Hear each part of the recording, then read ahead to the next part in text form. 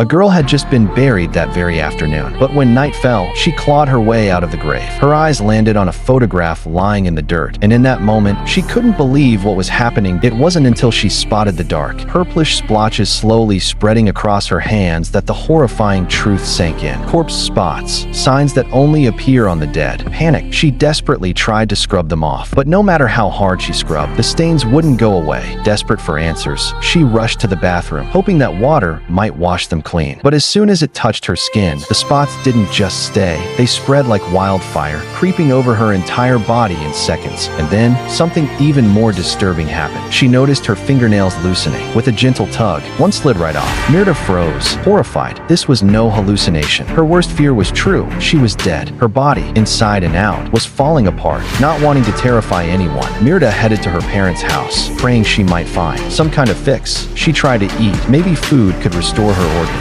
But as soon as she swallowed, everything came back up. Violently, her body was done with being human. It was rejecting everything. She collapsed into a mess of grief. She felt like a walking corpse. Lost. Irreversible. Just then, the door creaked open. Her mother stepped in and froze at the sight of her daughter, who had been buried just hours earlier, now standing there alive or something close to it. Mirta panicked. Not wanting to be seen as a monster, she grabbed some clothes and fled into the night. But out of nowhere, a piercing hunger ripped through her. It drove her to a dimly lit bar, where a dangerous idea took shape. It was dark inside. No one would notice her decaying appearance. She put on an innocent face, walked in, and waited. Sure enough, a rough-looking man approached her, starting small talk. Mirta didn't flinch. In fact, she saw him as dinner, an answer to her hunger. With practice, charm, she lured him in, convincing him to take her somewhere private. The old man, clueless, led her to a remote spot. It was perfect. When she finished feeding, something miraculous happened. The corpse spots vanished. Her skin returned to normal. In that moment, she realized the truth. To live again, she had to feed this way, refreshed and whole again. Mirta didn't feel afraid of people anymore. She returned home to change clothes, unaware that someone, a mysterious man, was watching her every move. As she stepped into a clean outfit, the front door opened. It was the housekeeper, and behind her, Mirta's father. Terrified, Mirta ducked out of sight. But what she saw next shocked her even more. There was something off about their behavior, something far too intimate. Their relationship was anything but normal. Then, that insatiable hunger crept back. This time, her eyes landed on the housekeeper. She had made up her mind. To feed again, Mirta would target the wicked housekeeper.